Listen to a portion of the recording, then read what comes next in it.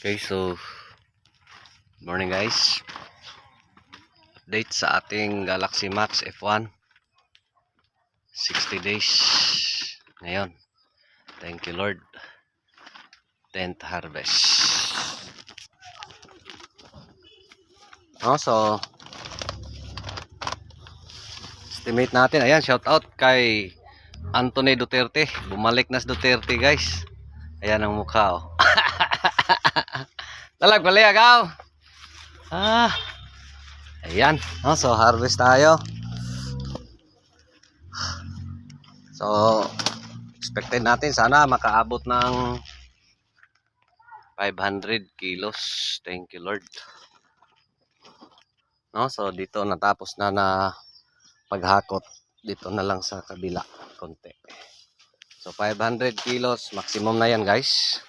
Update ko lang sa thumbnails. So far, thanks God, parang okay naman.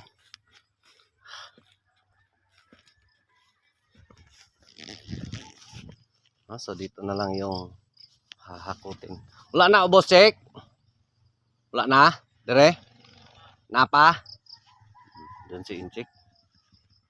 Tapos yan yung hitsura guys. After maharbisan, mga maliliit na lang again yung mga natira.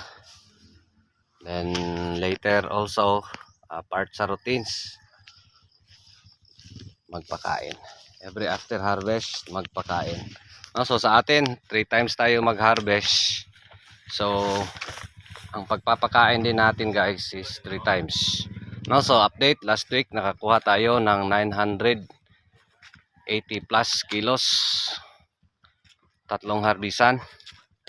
So ngayon expected natin 400 to 500 kilos. 500 na yung maximum guys. Update ko lang sa thumbnails kung ilang kilo yung actual na makuha natin. Ayan, shout out kay Hapon. Pagtimbang sa kuan do, kasir. Ilan to ay? 53. Timbang 53. Sulod timbanga sana. Plus lang kag pila. So dahil 10th harvest natin ngayon guys at 60 days, meron tayong practical tips, practical tips natin, bakit more on prevention tayo? Kasi yun nga, prevention is always better than cure. Before nyan, shout out muna sa ating mga kaibigan over Luzon, Visayas, and Mindanao na andito sa dahon. Buti guys, di pa natuyo. So shout out kay Dong Ed Alcuba. Shout out gaw. Shout out Merson Fernandez ng Ronda, Cebu. Shout out Mark Anthony Alonzo. Shout out Griggy Farmer. Sir, laki ng talungan mo sir. God bless. Also shout out Sir Isidro Parayawan. Shout out Police Farmer. Shout out sir. Shout out Christian Bakiran. Shout out Christina Tinos.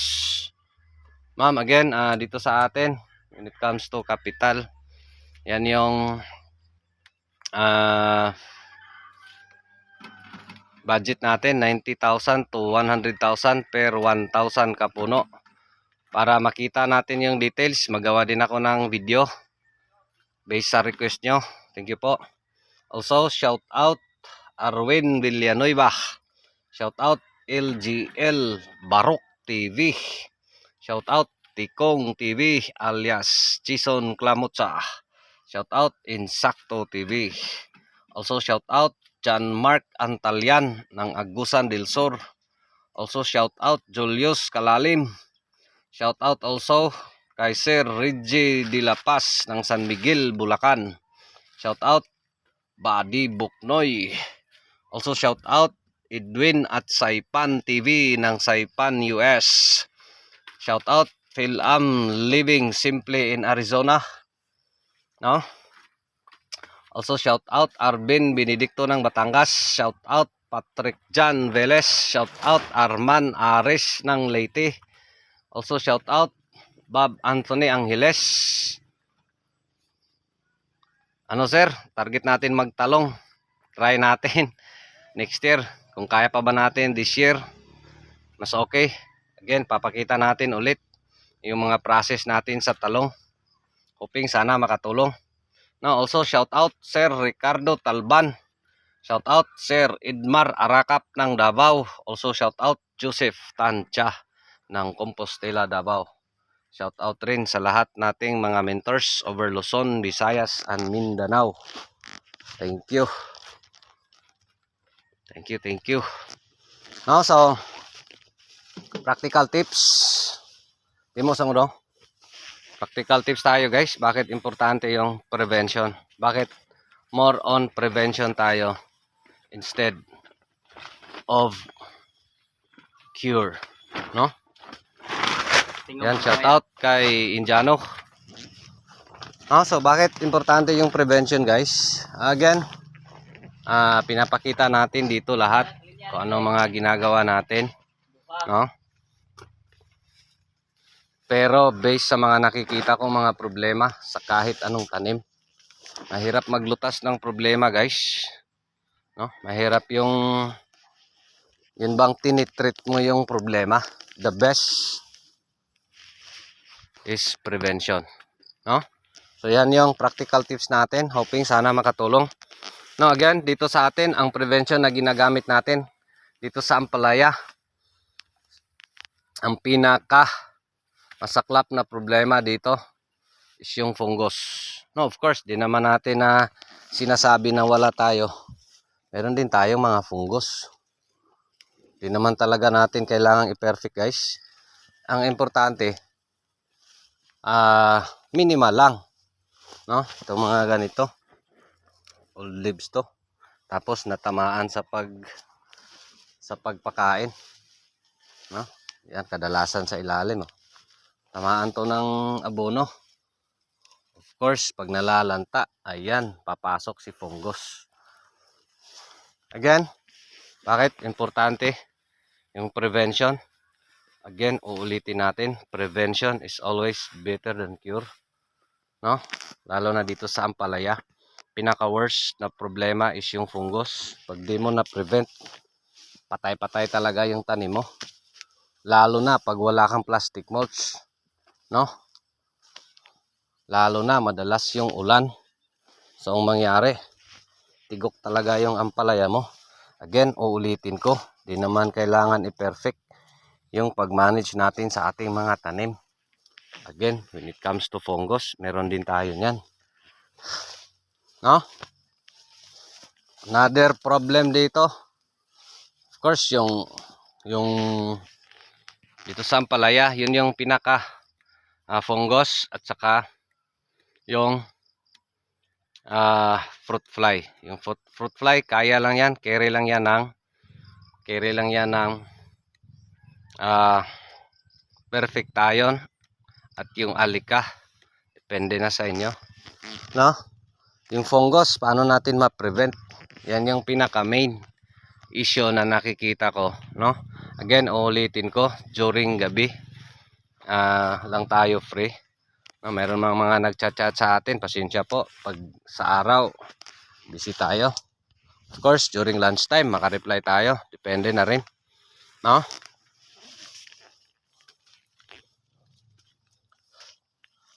Again, pare-pareho lang yung itsura ng ating ampalaya at 60 days. Medyo marami-rami ng bunga dito sa taas. Only, maliliit pa lang. Thanks God. Again, ulitin ko. Di naman kailangan i-perfect yung pag-manage natin. Pwera na lang kung only tayo sa medisina. Sige nga, try natin. Libre nyo ako lahat. Ay, nako. No? So, that's the sad reality, guys. No, di naman yan sa atin. Di naman kailangan ma-perfect. Oh, ito nga, kinagat ng fruit fly. Lahat ng mga nagilo, guys. Fruit fly yan. Provided, hindi ka nag-abono ng high nitrogen. Isa din yan sa makayilo o yung bang malalagas yung mga bunga. Yung sobra sa nitrogen yung ipapakain mo during fruiting. Kaya sa atin, pag fruiting stage, never tayo gumagamit ng urea or yung mga 4600 na mga abono. So again, going back, doon tayo sa prevention is better than cure. So anong prevention natin sa fungus? Again, uulitin ko, naglapag tayo ng mga ipot ng manok sa gilid, pero na-treat na natin yan ng chlorine. Thank you Sir Michael Chu ng Zamboanga del Sur para sa chlorine. Also kay Sir Alex Ibero ng Surigao para sa asin. Shout out sa inyo. Kung mapansin nyo guys, doon sa land preparation natin, I am more into sa lupa mismo. Anong ginagawa natin doon? Tinitreat na natin yung area mismo, maski wala pang tanim. Kasi yun nga, piniprevent natin yung mga posibleng problema sa ating mga tanim, lalo na yung fungus. Lalo na sa atin, naglapag tayo ng mga ipot ng manok.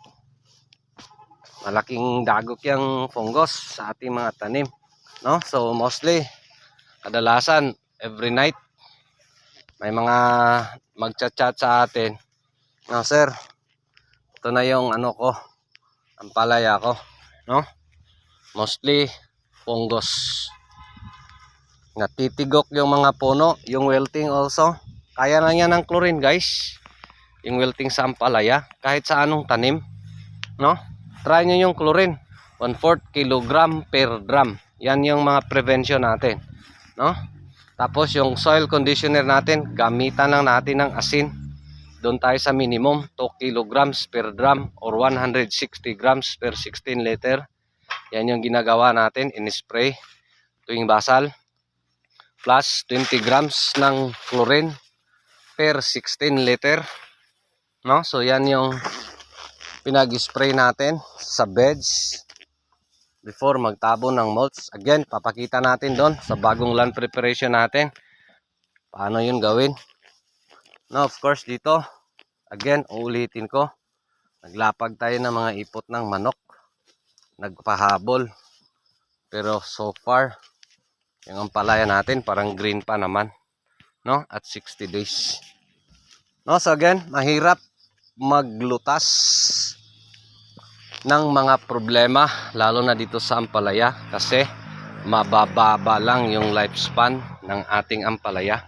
Pag di mo na control yung fungus, patay-patay talaga yung tanim mo. Of course, again, uulitin ko, di naman tayo nagmayabang. Meron tayong mga fungus dyan. Pero again, since may prevention tayo sa lupa mismo, kasi based sa pagkaintindi ko, yung fungus ay galing sa lupa, hindi airborne. Again, nasa sa atin yan, nasa sa inyo rin yan, kung maniwala ba kayo o hindi. Basta sa akin, I am more into prevention sa lupa. Dahil yung fungus para sa akin ay galing sa lupa. So ano guys, sila ni Chris Nino at si Magic Inting ay andun sa kabila. Nagsabay natin sa pag-harvest ngayon. So yan, shout out kay Anthony Duterte. Bumalik na si Anthony Duterte guys. Iniwanan tayo nito. Walang hiya to. So in short, 6 na yung partners natin ulit. Thank you Lord. Kasi guys, di natin kaya sa manpower. Tapos may preparasyon tayo doon. Kailangan na natin doon na magplastar. Dami pang kailangang trabahoin. Kaya ito ngayon. Andito na si Anthony Duterte. So again, going back, practical tips. Prevention is always better than cure. Sa atin, piniprevent natin yung pinaka worst na sakit para sa akin dito sa ampalaya is yung fungus. Pag di mo na prevent, lalo na pag wala kang plastic mulch, tapos madalas yung ulan, patay-patay talaga yung tanim mo, lalo na pag hindi mo na prevent. Of course, mayroong options naman dyan. Pwede nyo ikumpara Mamit kayo ng mga copper-based fungicides at bactericides, no? Parallel test nyo rin versus chlorine, no? Plus yung soil conditioner natin na asin. Try nyo lang. Tapos update nyo ako. Again, pinapakita natin dito lahat. Anong mga ginagawa natin, lalo na dito sa ating area. From seeds, may fertilization guide tayo dito. Anong ginagawa natin? No? So up to now, again, ano tayo? 10th harvest ng ating Galaxy Max F1 at 60 days. So hoping makakuha tayo ng 500 kilos na yung maximum guys, no? 500 kilos. Bati na yung 500. So, di man naabot, siguro 400 plus. Again, update ko lang sa thumbnails kung ilang kilo. No, so yun lang guys. Again, i-share natin, no? Uulitin ko. Prevention is always better than cure kasi mas mahal ang maggamot, mahal ang magpagamot, mahal ang yun bang i-cure mo yung mga sakit, no? Whereas doon ka sa prevention, of course may mga maintenance ka, mga fungicides. Gamit natin dito guys, ano lang, Zampro, Galileo, may Humran at saka may Score. Yan lang yung mga fungicides na ginagamit natin, no? Again, hoping sana nakatulong. Yun lang guys, kasi mag-impake pa kami. Tapos 10 plus na ng umaga. Again, uulitin ko. Kailangan pag alas 12 tapos na to lahat. Pati dun sa kabila. Or else, iiwanan tayo ng sasakyan. No, so yun lang. Maraming salamat. To pa rin si Jupila Farmer.